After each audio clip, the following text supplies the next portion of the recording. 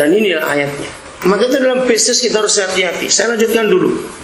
Dan mereka akan berkata, sudah lenyap buah-buahan yang diingini hatimu, dan segala yang mewah dan indah telah hilang daripadamu, dan tidak akan ditemukan lagi.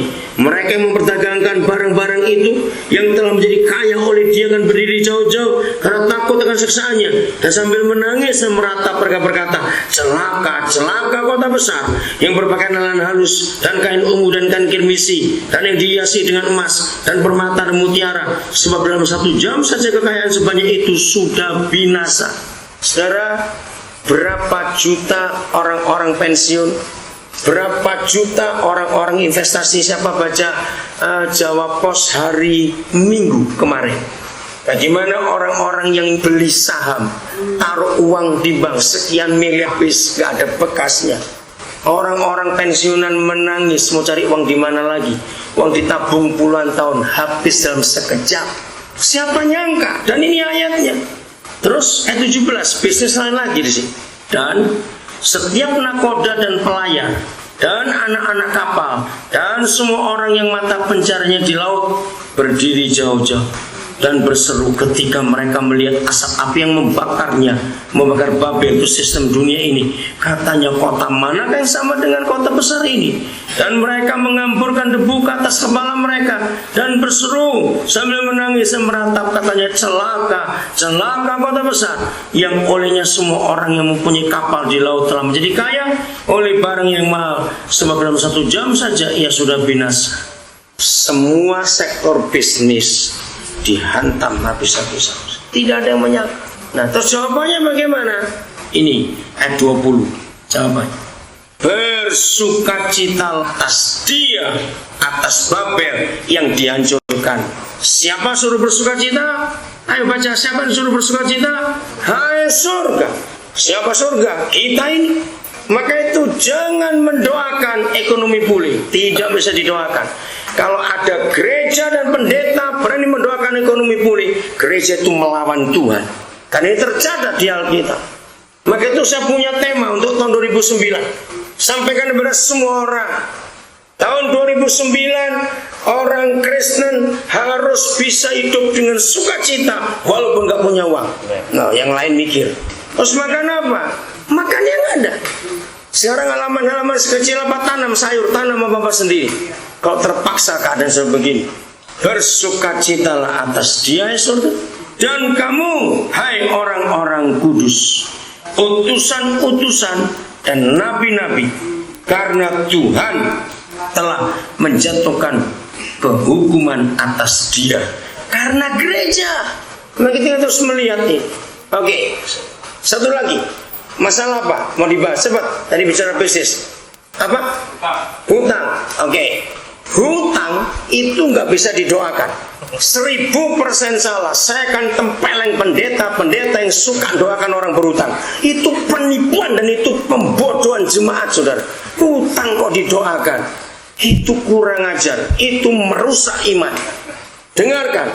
Kalau saudara dengar pendeta khotbah, siapa punya hutang? Maju, tulis di kertas. Ini kan hobinya pendeta karismatik.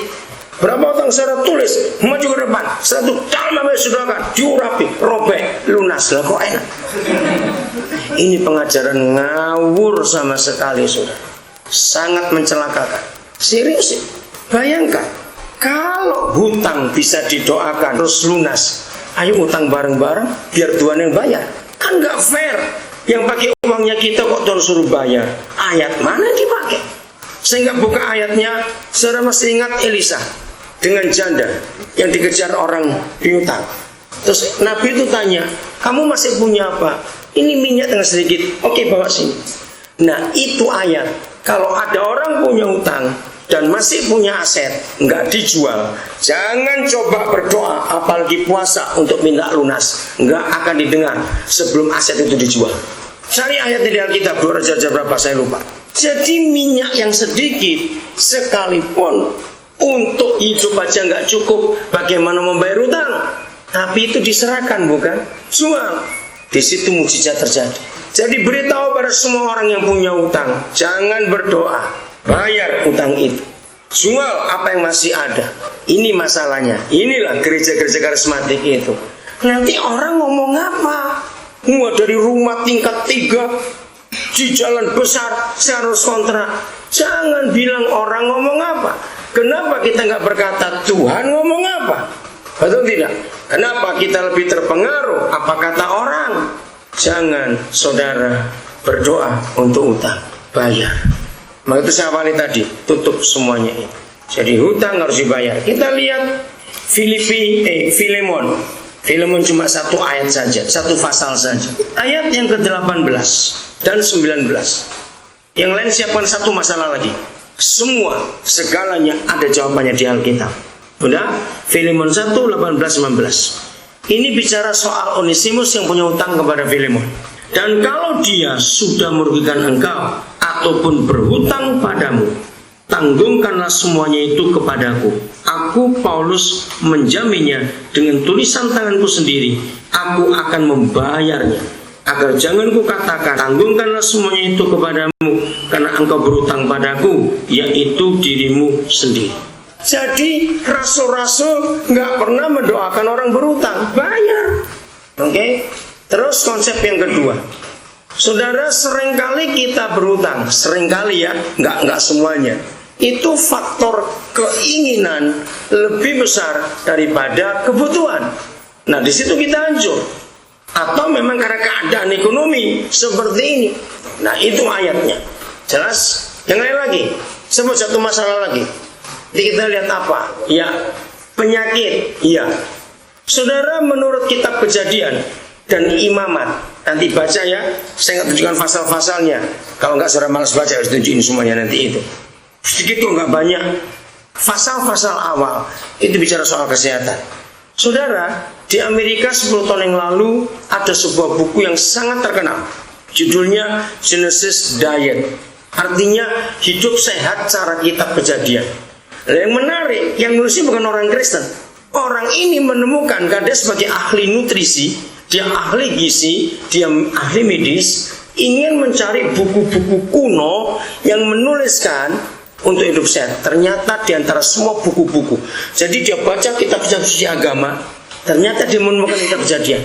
Kitab Kejadian adalah kitab tertua di dunia yang menuliskan bahwa serat atau fiber itu sudah disebut. Ketika Tuhan berfirman kepada manusia, hendaklah kamu makan biji-bijian, makan buah-buahan. Kita baca Kejadian 1, 29, 30. Coba lihat itu. Kejadian 1, 29, 30. Itu ribuan tahun yang lalu. Nah, saudara tanya semua dokter, hampir 90% orang sakit itu karena mulutnya rakus. Itu 90%, saudara. Bulan Desember ini saya kehilangan 2 teman baik saya meninggal. Dua-duanya karena stroke. Yang satu meninggal 3 jam sebelum stroke, dia baru makan babi. Itu pesta Natal. Menyedihkan enggak? Kenapa enggak lihat Alkitab? Sudah tolong dibaca Kejadian 1, 29, 30. Jangan panggil nama Allah. Allah bukan Tuhan kita. Ganti kata Tuhan kalau ada nama Allah di kitab suci saudara. Allah itu Tuhannya orang Islam. Silakan ibu yang tanya-tanya yang baca. Silakan sih 29, 30. Kata Allah diganti. Nah, perhatikan. Aku memberikan kepadamu segala tumbuh-tumbuhan yang berbiji. Biji-biji itu seratnya banyak. Lanjut. Di seluruh bumi, ya. Pohon-pohonan yang buahnya berbiji, ada buah. Lanjut. Ya.